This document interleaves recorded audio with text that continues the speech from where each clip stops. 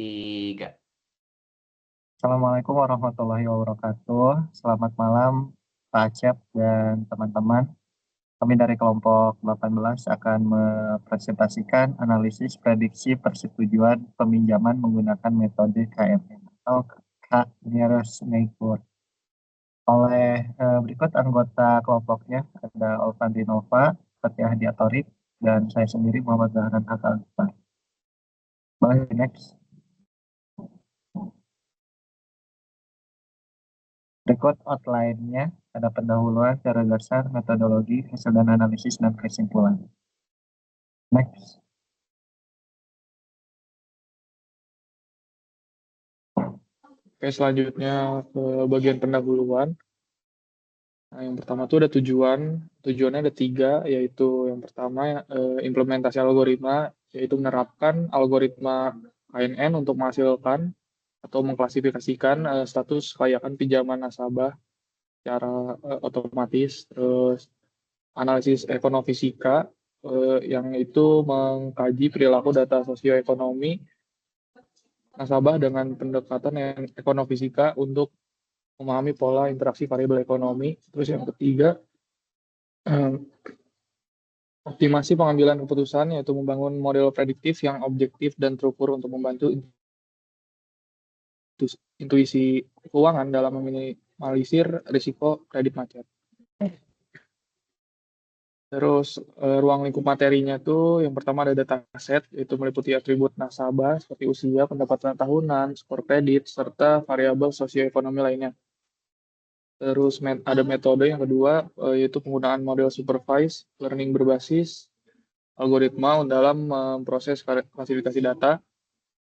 Terus selanjutnya ada analisis yang ketiga, penerapan prinsip ekonomifisika untuk melihat korelasi antar variabel yang mempengaruhi probabilitas resiko.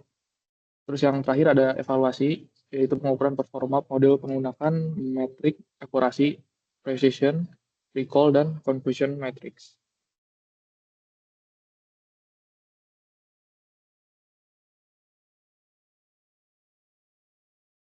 Lalu dasar di next.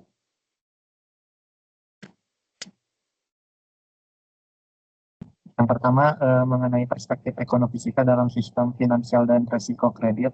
Yang pertama itu sektor keuangan seperti sistem kredit perbankan akan dipandang sebagai sistem kompleks.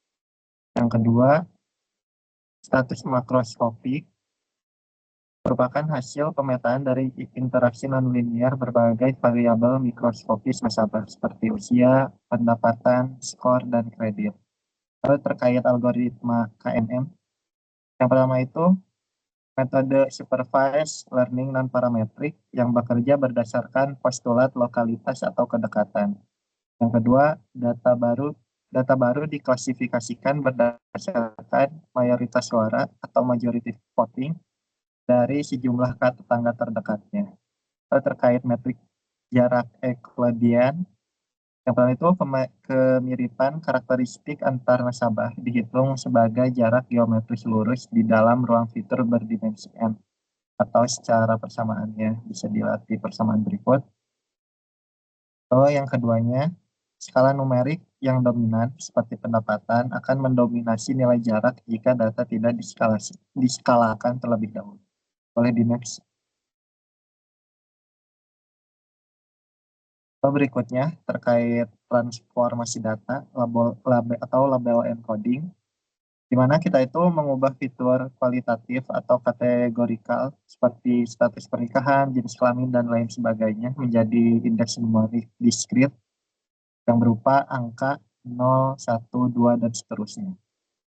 Lalu proses ini wajib dilakukan agar data kualitatif dapat memiliki posisi koordinat yang bisa dihitung oleh rumus jarak Euclidean.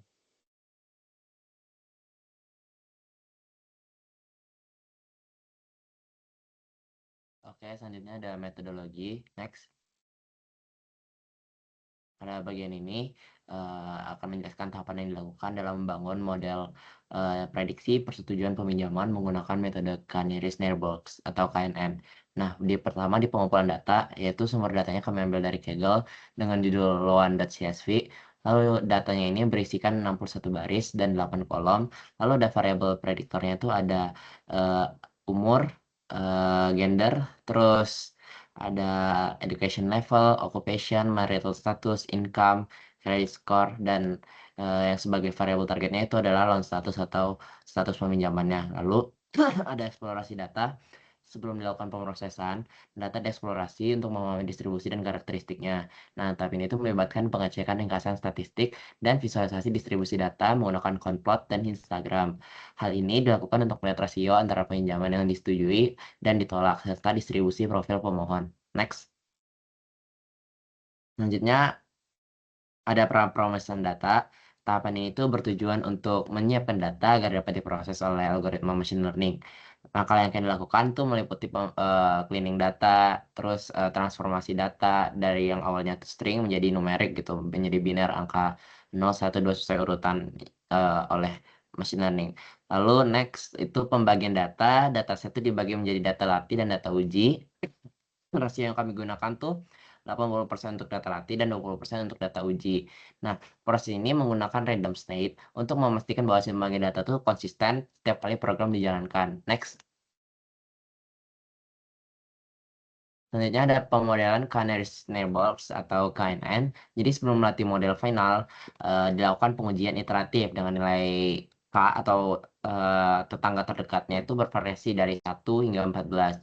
Lalu akurasi data latih dan data uji divisualisasikan dalam bentuk grafik garis untuk mencari nilai K yang tidak mengalami overfitting ataupun underfitting. Lalu yang terakhir tuh evaluasi model. Setelah model dilatih, kemampuannya itu diuji menggunakan himpunan data uji. Matriks evaluasi yang digunakan untuk mengukur kinerja sistem ini meliputi akurasi, confusion matrix, dan classification report. Next. Selanjutnya ada bagian hasil diskusi. Next. Pertama tuh di gambar 1 ada perbandingan akurasi data latih dan data uji terhadap variasi nilai tetangga pada model Canary Neighbors gitu. Dilihat gitu pada data ke-8 dia mengalami penurunan.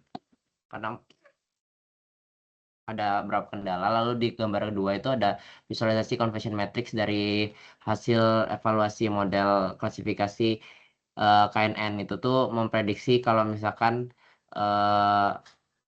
ada 9 di true, lalu 4 di true false. Next. Nah, di sini tuh ada pengujian modelnya. Jadi kami memasukkan beberapa input dari age, gender, occupation, education level, marital status, income, sama credit score yang tidak ada di data sebelumnya gitu. Jadi data tersebut tuh yang telah diuji gitu, dilatih modelnya gitu, dievaluasi modelnya. Nah, setelah kami masukkannya itu, dia bisa memprediksi dengan baik gitu. Didapatkan kalau misalkan yang contoh 1 itu misalnya umurnya 36, gender 1 tuh itu tuh perempuan, lalu ada occupation itu banyak banget, ada dari mesin learning-nya, lalu didapatkan hasil prediksinya tuh 0. 0 itu mengartikan bahwa peminjamannya itu tidak disetujui.